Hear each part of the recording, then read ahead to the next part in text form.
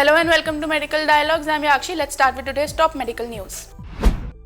Study reveals radiotherapy benefits persist for a decade in breast cancer patients. A recent published study, journal in the Lancet Oncology, states that providing radiotherapy after surgery could prevent breast cancer from returning in the same place for up to 10 years. This protective effect is limited after a decade, when the risk of cancer recurrence is similar to that in those who have not received radiotherapy. The findings provide a more complete picture of the long-term benefits of radiotherapy with breast cancer, followed by radiotherapy, which remains the standard care for women with early-stage breast cancer. The radiotherapy targets high doses of radiation to the breast to destroy any remaining cancer cells after removal of the tumor. The Scottish Breast Conservation Trial, led by the University of Edinburgh, looked at 585 women who received treatment for early-stage breast cancer in Scotland.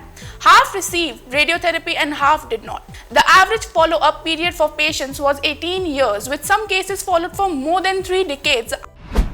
The global intake of sugar-sweetened beverages is rising among children and teenagers, according to a study. A recent study published in the journal BMJ, a new global analysis of the dietary habits of children and adolescents from 185 countries revealed that youth on average consume nearly 23% more sugar-sweetened beverages in 2018 compared to 1990. Overall intakes were similar in boys and girls but higher in teens, urban residents and children of parents with lower levels of education.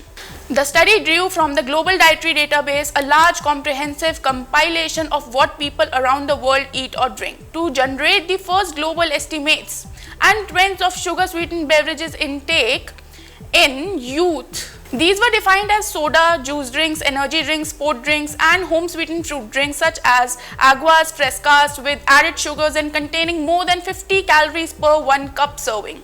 Incorporating data from over 1200 surveys from 1990 through 2018 in a large model, the research team found that youth were drinking more and had nearly twice the overall intake of adults.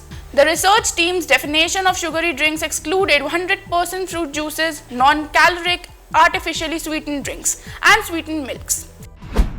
Study reveals coronary atherosclerosis prevalent even in low-risk adults with normal cholesterol levels. In a recent study published in the journal JACC Advances, researchers examined the presence of coronary atherosclerosis using coronary computed tomography angiography in asymptomatic adults without traditional risk factors based on their serum's levels of low-density lipoprotein cholesterol, non-high density lipoprotein cholesterol, and apolipoprotein B.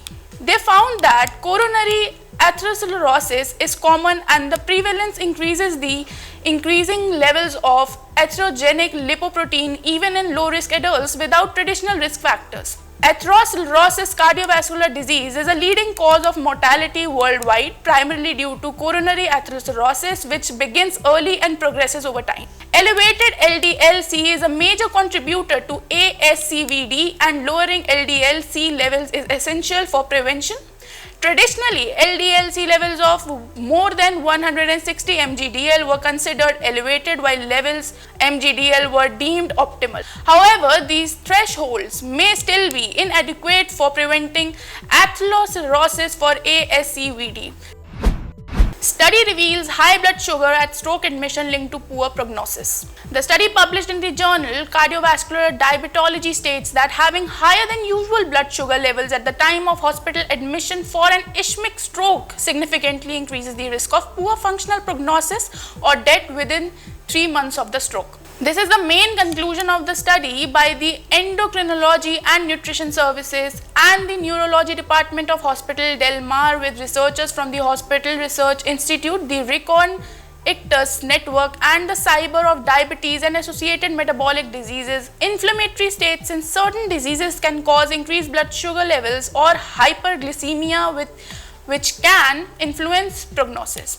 In ischemic stroke, elevated blood sugar levels are common but have not been thoroughly analyzed.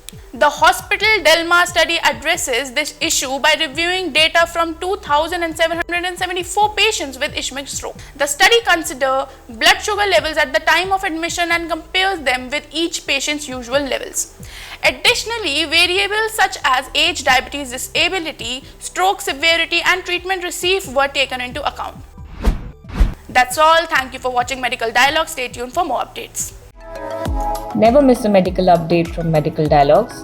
Like, subscribe, and press the bell icon.